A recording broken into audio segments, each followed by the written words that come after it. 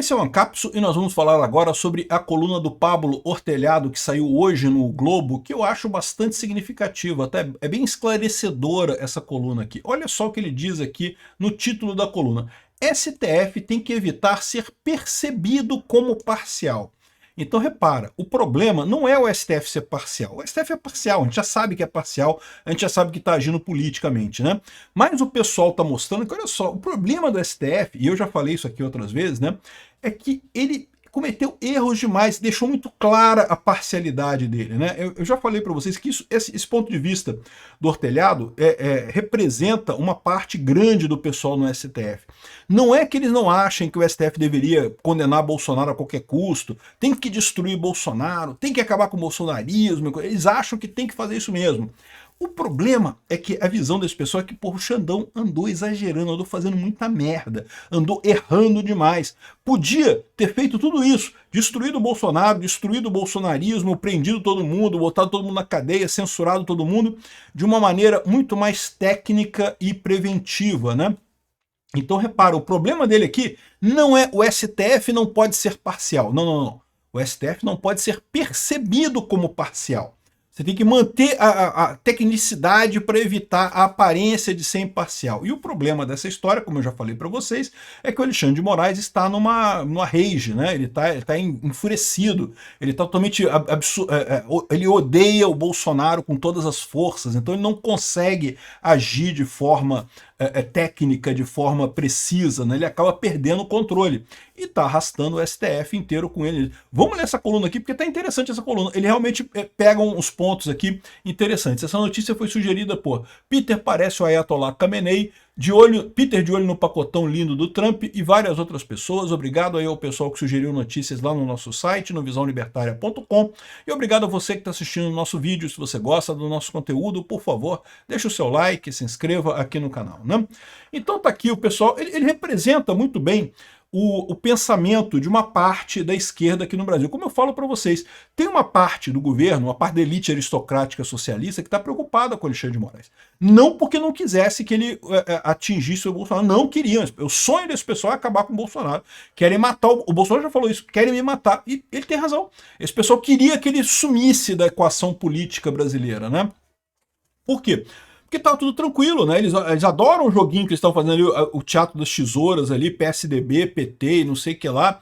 E o Bolsonaro atrapalhou esse esquema deles, pô. Porra, jogou água na sopa, pô. Atrapalhou a coisa toda, né? Então ele fala aqui, ó, a justiça tem que ser firme na proteção das instituições, mas de maneira técnica, serena e proporcional.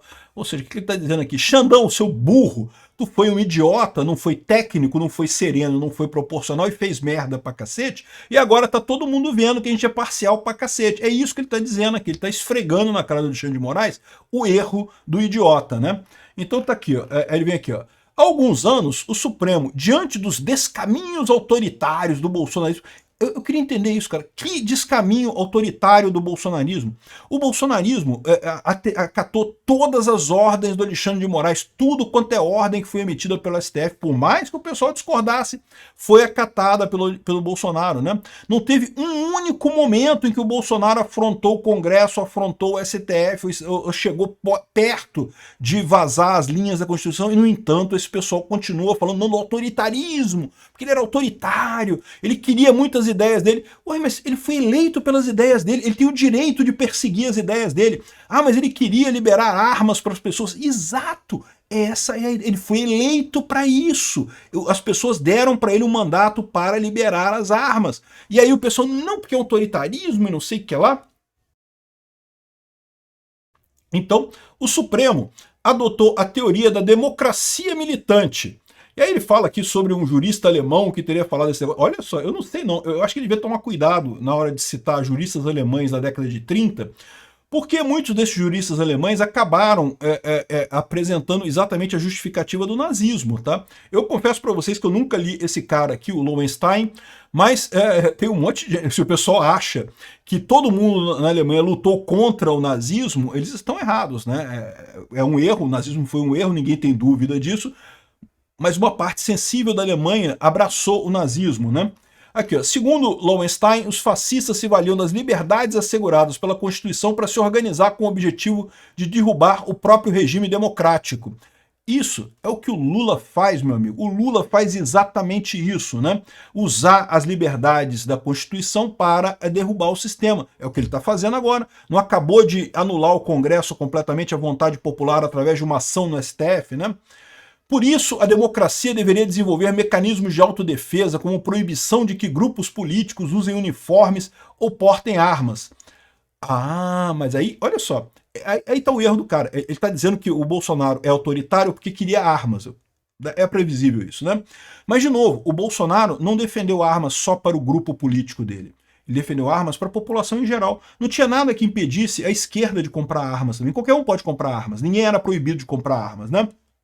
E uniformes, ele está se referindo à camisa da seleção brasileira. O que, de novo, é uma coisa ridícula, né? Enfim, em última instância, o banimento de organizações cuja ideologia e visão do mundo sejam incompatíveis com princípios democráticos.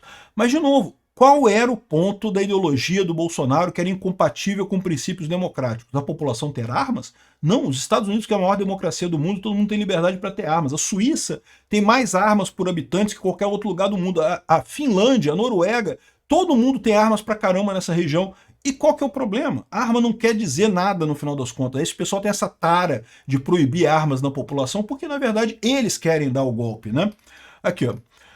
Mas aplicar as leis da democracia militante traz desafios. Então, eles estão dizendo que eles usaram o tal da democracia militante, que seria o juiz, a justiça, né? A minha visão é diferente. A minha visão é a esquerda perdeu o apoio na população completamente. A única coisa que sobrou para a esquerda foi a justiça. Tentaram se agarrar na justiça a qualquer custo. E a justiça embarcou nessa e a justiça ferrou com a democracia brasileira. Eles acham que não, que é democracia militante. Democracia militante, meu amigo, é um outro nome para ditadura, porque para pensar o que é uma justiça militante. Não faz sentido nenhum. A justiça ela tem que ser neutra. No momento que ela milita por um dos lados, ela deixou de ser justiça. Não tem mais justiça no mundo, né? Se a democracia está internamente ameaçada, é porque está em crise, deixou de ter legitimidade para setores importantes da sociedade. De novo, ele está dizendo que todo bolsonarista é golpista, e isso é uma coisa errada. Não, não é. Uma pequena minoria de bolsonaristas de fato queriam um golpe. Haviam bolsonaristas que queriam um golpe militar? É verdade, haviam bolsonaristas que queriam um golpe militar. Uma pequena fração dos bolsonaristas. A imensa maioria dos bolsonaristas nunca falou em golpe, nunca quis golpe. Tanto que as manifestações nos quartéis e coisa e tal eram muito menores que as manifestações que você teve no 7 de setembro de 2022, por exemplo. A turma toda que estava no 7 de setembro de 2022, que apoiava o Bolsonaro, nem todo mundo ali foi para frente do quartel. Eu fui um que não fui. E tem muitas outras pessoas. Na verdade, foi um pequeno grupo daquele pessoal que foi para frente de quartel pedir golpe. A queixa dos bolsonaristas é que na democracia liberal vigente o Estado foi capturado por elites progressistas e corruptas que não deixam espaço para atores políticos conservadores. Está correto nisso daqui. Agora, eu acho muito engraçado como esse pessoal fala do STF como sendo a democracia. O STF é democracia. Não, o STF é um pedacinho da democracia, porque o Congresso não foi, por exemplo. Mas o STF foi. Certamente o STF foi.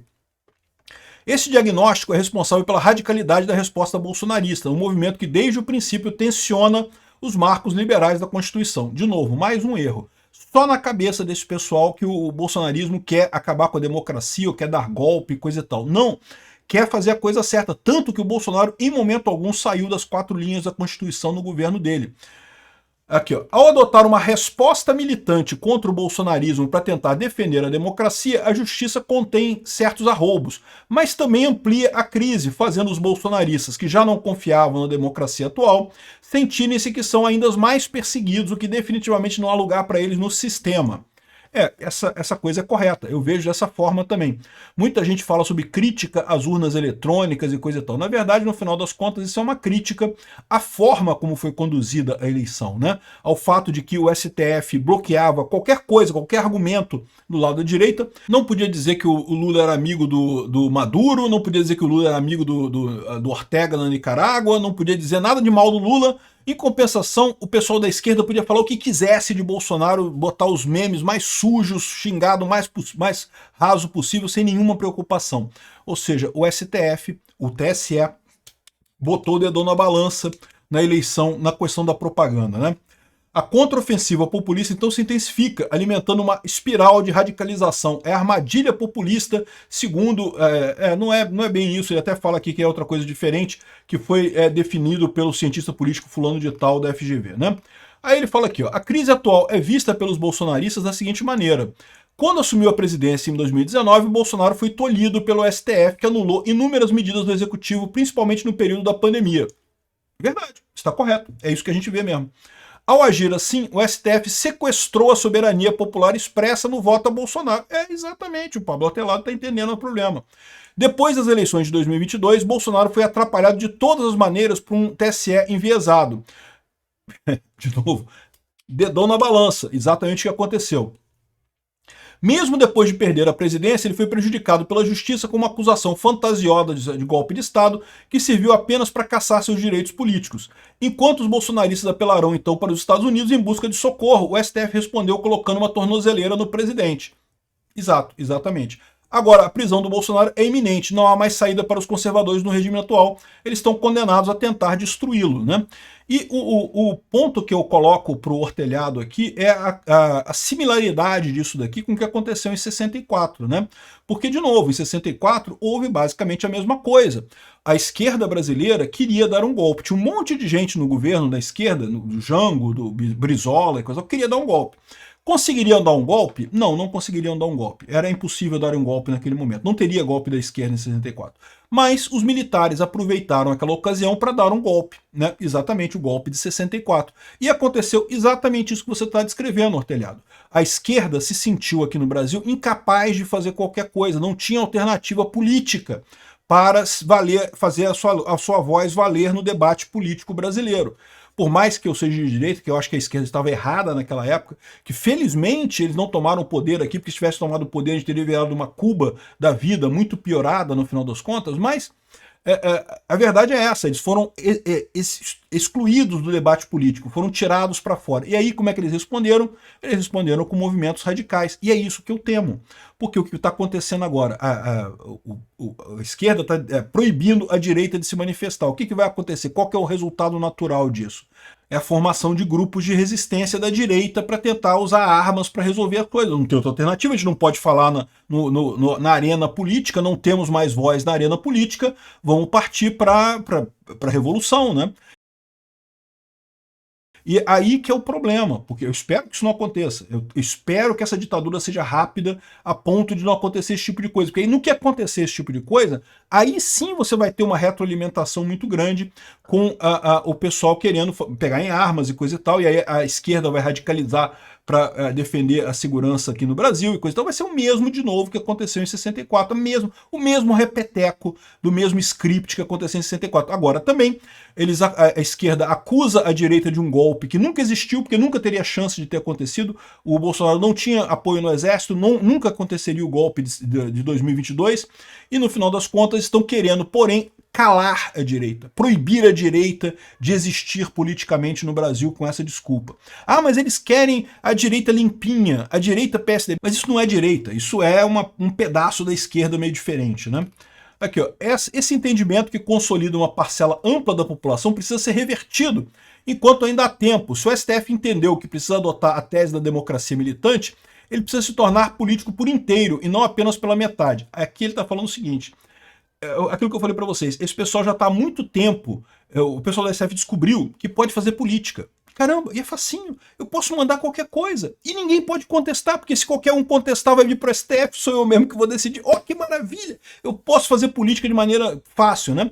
Só que esse pessoal, embora possam ser juristas com conhecimento e coisa e tal, são políticos de merda, políticos inexperientes, fizeram um monte de merda. O que ele está falando aqui é isso aqui, ó. Hoje, ele é político ao agir duramente na proteção das instituições democráticas. Não, ele é político duramente na hora de tentar defender a esquerda. Mas não é político ao não se preocupar que suas ações podem ampliar a crise da democracia.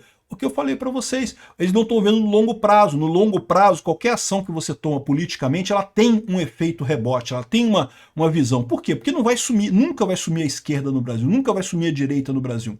A questão toda é que o mundo inteiro está caminhando mais para a direita neste momento, e esse pessoal está tratando a coisa como se fosse uma lombada no caminho, uma pedra no caminho que tem que ser superada, o tal do bolsonarismo, né?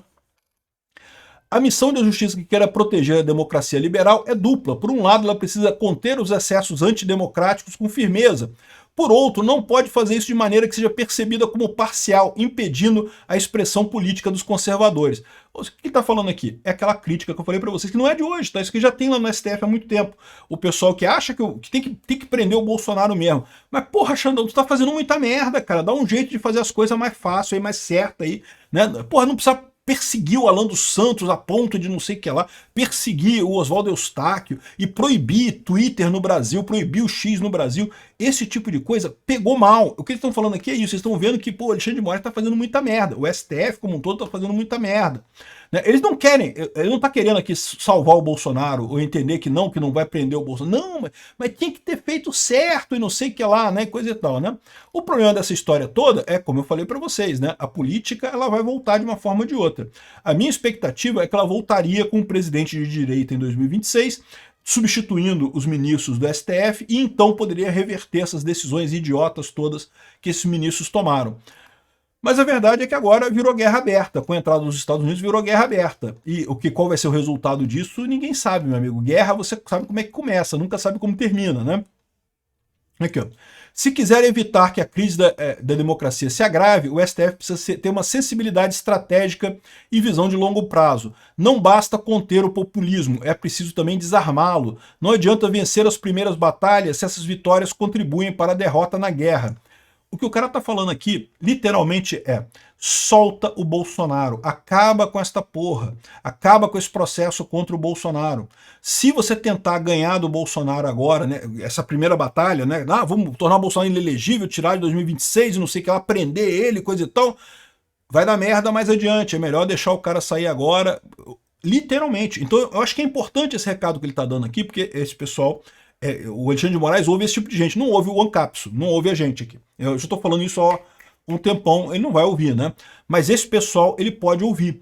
E o que ele está falando aqui, literalmente, meu amigo, abre mão, deixa o Bolsonaro para lá, deixa passar anistia, liberar todo mundo e pronto. Vamos seguir agora para a próxima etapa, vamos tentar ganhar a guerra e não ganhar uma batalha só, que seria a prisão do Bolsonaro. O Alexandre de Moraes vai ouvir? Não, porque o Alexandre de Moraes está cego pela raiva, o Alexandre de Moraes já tomou isso pessoalmente, ele não consegue mais fazer a coisa técnica, né?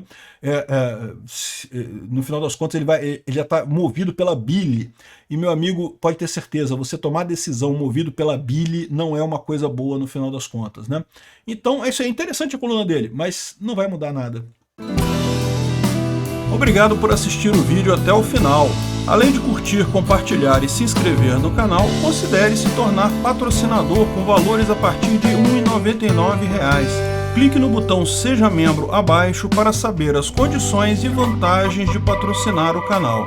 Mais informações sobre o nosso projeto, visite nossos sites indicados na tela.